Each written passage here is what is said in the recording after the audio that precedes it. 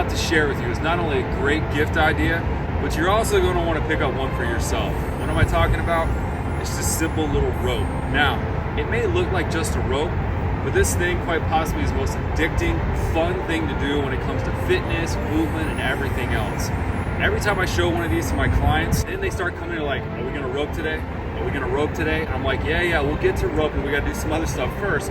But it's just addicting because what happens is you start swinging this thing and you're like, oh, that looks easy, nice and simple. But you start learning how to move, and the next thing you know is you're starting to smile. You might come in after a rotten day, boom, you start flowing with the ropes a little bit, things start moving and grooving, and next thing you know, it's almost like this meditative trance that you get into. So you're not only going to want to pick one up for yourself, but also your friends, your family, pick one for your kids, because they're going to be stealing yours all the time as well.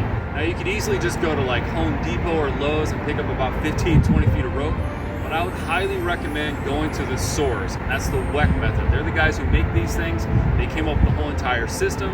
So if you click the link below, you guys get 10% off, so stock up on all these guys.